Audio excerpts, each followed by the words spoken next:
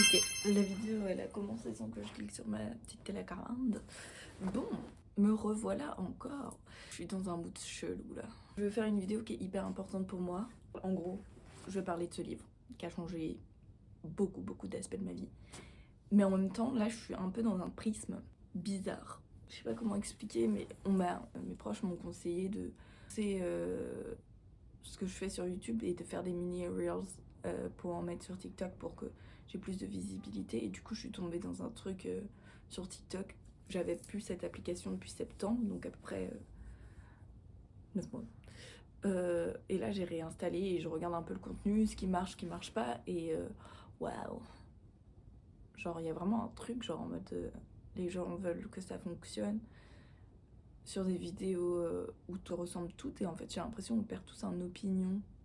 Enfin bref, du coup là je suis dans un bout un peu bizarre. Mais donc ce livre qui m'a été recommandé par mon frère et tous ses copains de Maud Ankakwa, je sais pas si ça se prononce comme ça, Kilomètre Zéro, il a été fluoté, il a vraiment changé ma vie. Et au-delà de ça, j'ai acheté un carnet où j'ai pris note avec toutes les phrases qui m'ont marqué.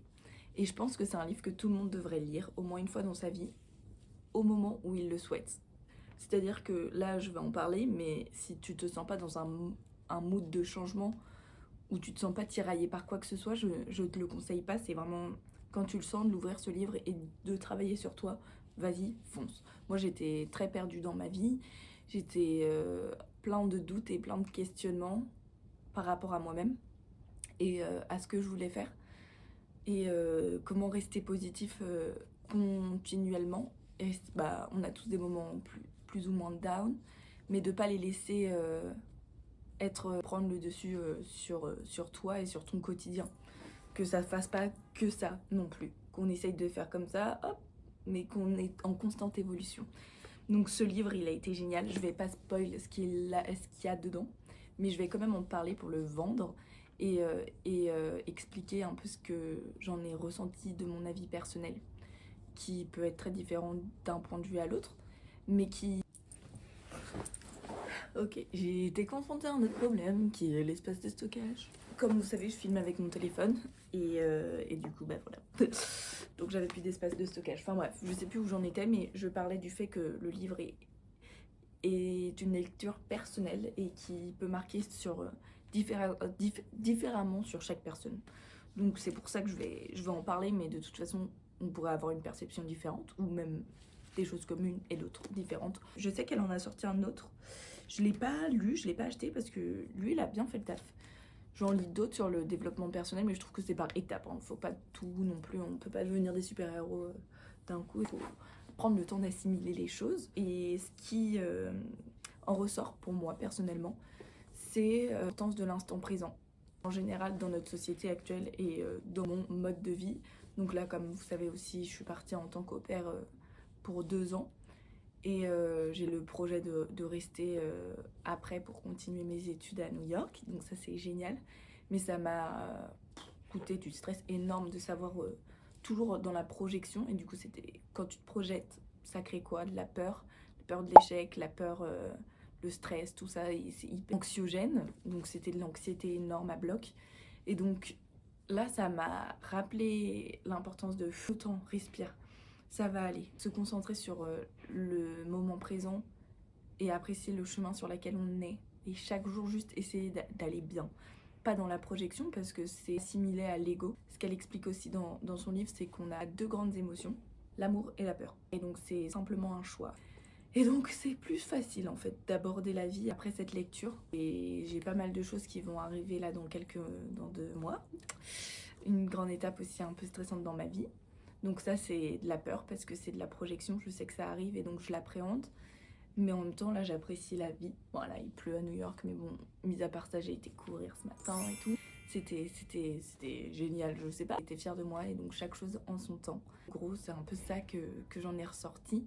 Parfois on va se projeter, ou on va projeter son bonheur dans le futur en attendant que nous apporter quelque chose qui nous manque maintenant. Mais en fait, il suffit de bien regarder qu'est-ce qui t'apporte de la joie et qu'est-ce qui te rend heureux sur le moment présent. Quel est le seul moment réel? On vit seulement le moment qui est là. ce qui est dans le futur n'existe pas et n'existera peut-être pas.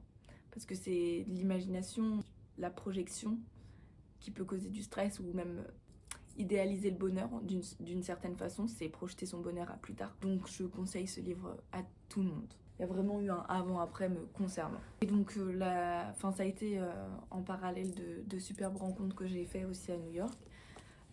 Martin que j'ai rencontré ici qui m'a... J'étais déjà dans un processus de changement, mais on va dire qu'il a allumé une lumière.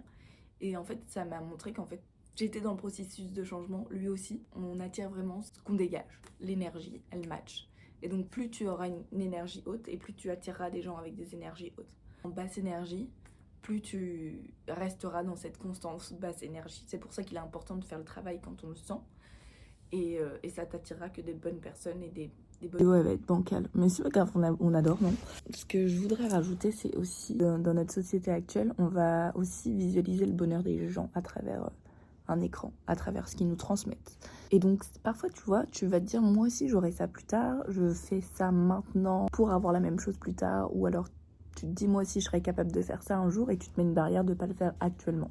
Et donc, c'est aussi repousser son bonheur, quoi. Ton bonheur n'a peut-être pas la même valeur ou la même notation des gens, si lui, il est heureux avec ça. Toi, peut-être que non.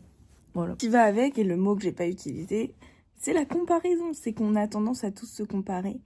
Et on va souvent chercher ce que la personne a de plus ou de moins que nous pour augmenter sa valeur personnelle. Mais en même temps, faut s'apprécier soi-même. C'est comme dans les relations amoureuses, mais dans la vie en général, il faut s'apprécier soi-même pour pouvoir trouver le bonheur qui vient à l'intérieur de toi, mais également pour aimer aussi autour de soi et voir la beauté qu'il y a autour de soi et pas envier en observant les différences, mais en cherchant plutôt les choses en commun.